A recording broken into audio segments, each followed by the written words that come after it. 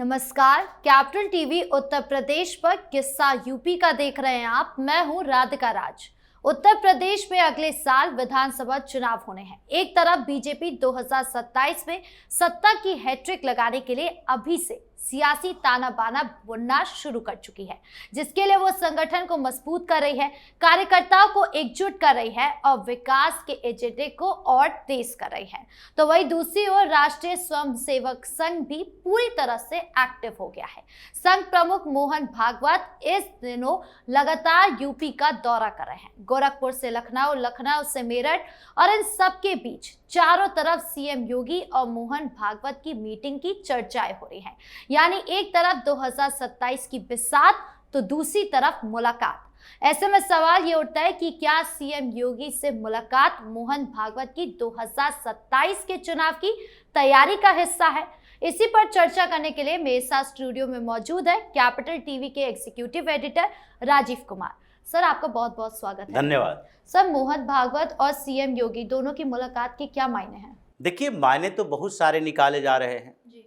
और जो तैयारी चल रही है वो केवल 2027 की नहीं है, ये 2027 के बाद 2029 की भी है। दो तरह की तैयारियां हैं। अभी उत्तर प्रदेश के अंदर कई तरह के परसेप्शन निर्मित किए जा रहे हैं, एक दो नहीं, कई तरह के परसेप्शन। एक पॉलिटिकल परसेप्शन बनाने की कोशिश की गई कि देखिए, उत्तर प्रदेश में योगी आदित्यनाथ अपर कास्ट में भी ब्राह्मण और ठाकुरों के बीच विभेद पैदा करते हैं।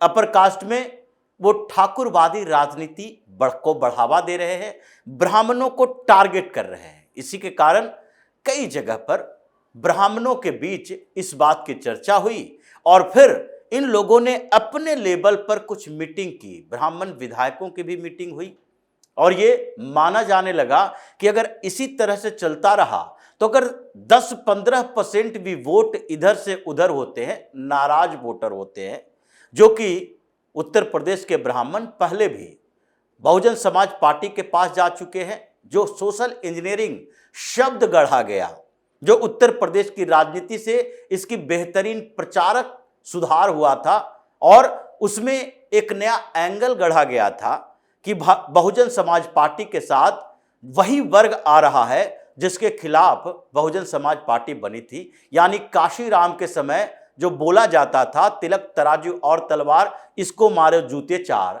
उसमें से कैसे दलित और ब्राह्मण कॉम्बिनेशन ने मुलायम सिंह यादव को चित कर दिया और मायावती को फुल बहुमत से मुख्यमंत्री बना दिया।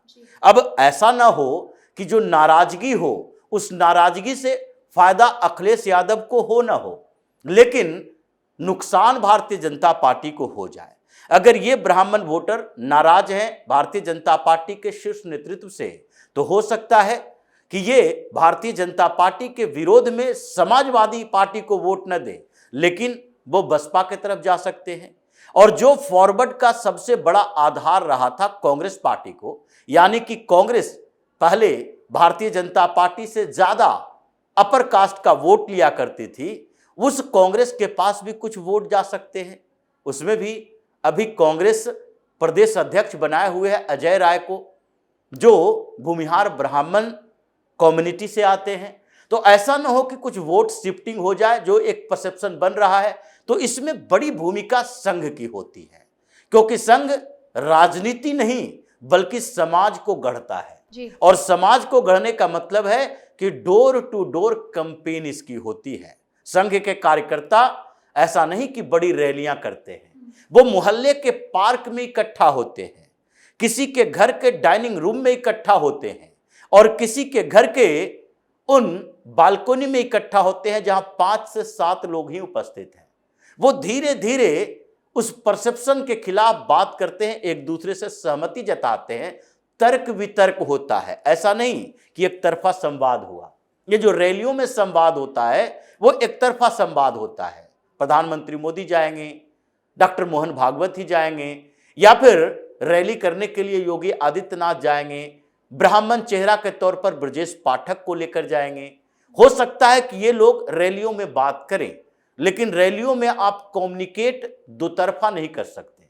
एक तरह से आपने बात रखी, लोगों को समझ में आया, उसके भीतर जो सवाल उठे उसका जवाब देने के लिए आप वहां बैठे नहीं रहेंगे। इसके लिए संगठन की जरूरत होती है, वो जो कि केवल पॉलिटिकल बातें न करे बल्कि वो सांस्कृतिक, धार्मिक, आध्यात्मिक बातें भी करे, और संघ की इसमें बड़ी भूमिका होती है। तो इस परसेप्शन को खत्म करना है कि नहीं, ये ब्राह्मण, ठाकुर, ये बनिया, ये कायस्थ, या फिर इसी तरीके से ओबीसी, ईबीसी या दलित, ओबीसी और अपर कास्ट, इन लोगों के बीच भारतीय जनता पार्टी में विभेद नहीं है, न संघ इस बात को एक्सेप्ट करती है।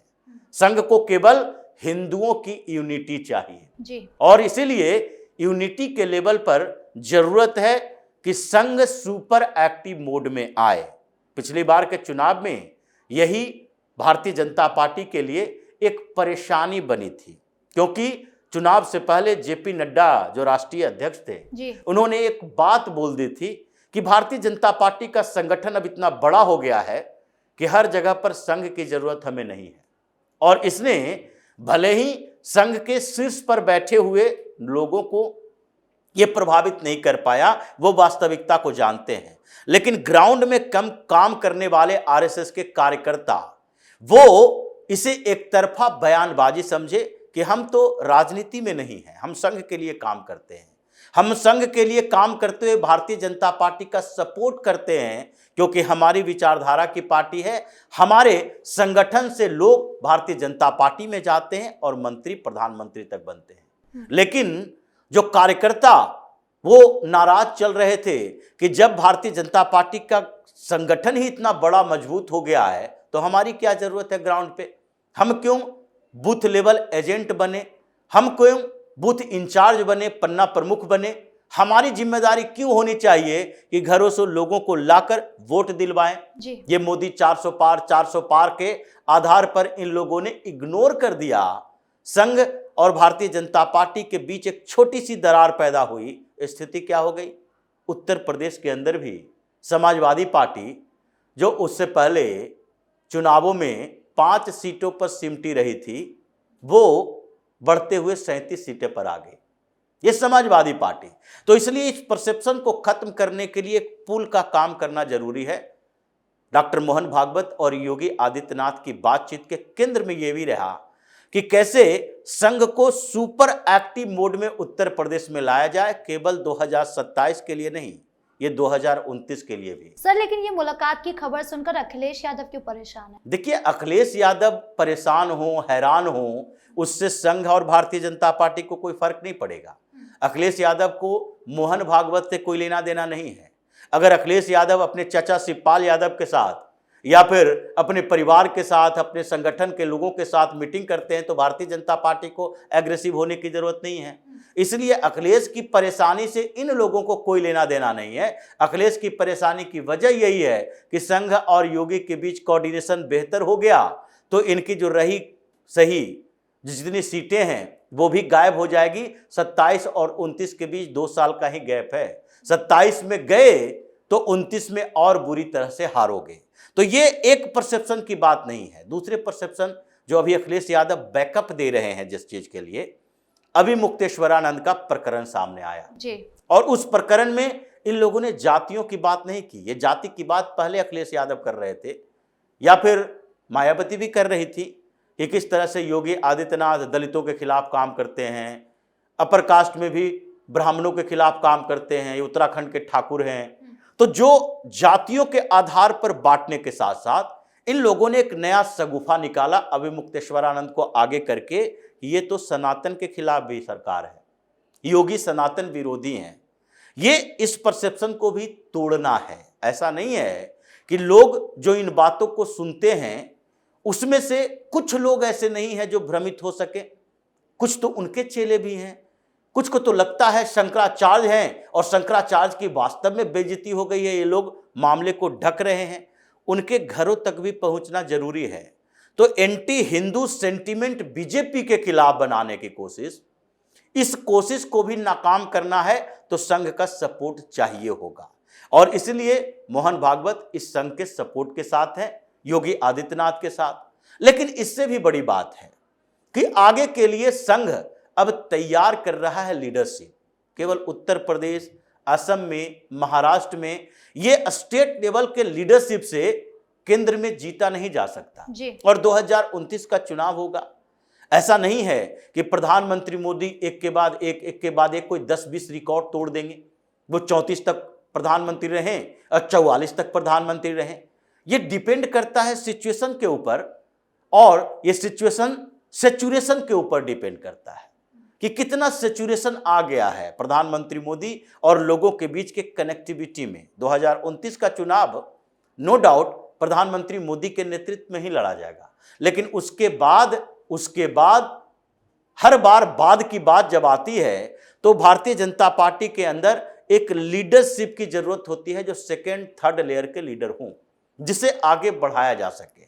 अभी केंद्र में बैठे हुए जितने लोग हैं उसमें से अमित शाह की बात चलती है, लेकिन उनके बारे में ये बार बार जिक्र होता है संघ के अंदर भी कि अमित शाह वो कठोर एडमिनिस्ट्रेशन संभालने वाले व्यक्ति हो सकते हैं, लेकिन लोगों को अपने से कनेक्ट करने में मोदी की तरह उनके वो क्षमता नहीं है। वो क्षमता कुछ लोगों में और हो सकती है, डेवलप की जा सकती है। यानी कि 2029 के चुनाव में उत्तर प्रदेश की बड़ी भूमिका होगी। 27 में योगी फिर से मुख्यमंत्री बनेंगे और 29 की तैयारी करेंगे। 29 में भारतीय जनता पार्टी 70+ का टारगेट लेके उत्तर प्रदेश में चल रही है कि इससे हमें केंद्र में एक मजबूत स्थिति में आने में सहयोग मिलेगा। और इसके लिए जरूरी है कि मोहन भागवत की एक बड़ी जिम्मेदारी है कि आगे के लीडरशिप के लिए हम अभी स्टेट लीडर्स को आगे बढ़ाने की कोशिश करें।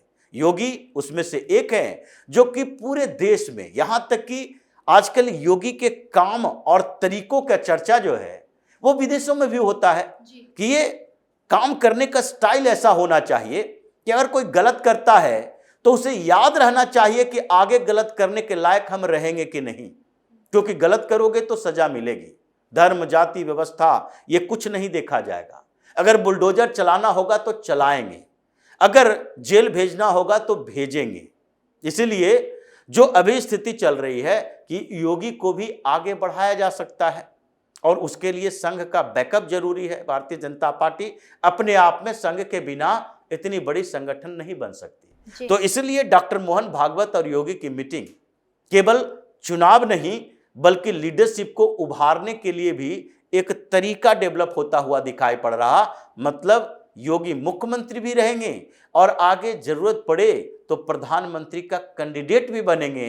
जैसे गुजरात से आकर मोदी प्रधानमंत्री का कैंडिडेट बने, ये यूपी से जाकर प्रधानमंत्री का कैंडिडेट बनने की संभावनाएं तलाशी जा रही है। आगे के नेतृत्व पर काम किया जा रहा है। जी, इस मुद्दे पर जानकारी देने के लिए आपका बहुत बहुत धन्यवाद। धन्यवाद। तो जिस तरह से तमाम पार्टियां और आरएसएस प्रमुख मोहन भागवत चुनाव से पहले एक्टिव है, उससे इतना तो साफ है कि 2027 का मैदान पहले से ही गर्म हो चुका है और इन सब के बीच विपक्ष अभी भी बिखरा हुआ नजर आ रहा है, जबकि सत्ताधारी दल संगठन को मजबूत करने में जुटा हुआ है। आपकी इस पूरे मामले को लेकर क्या राय है, कमेंट बॉक्स में जरूर बताएं। धन्यवाद।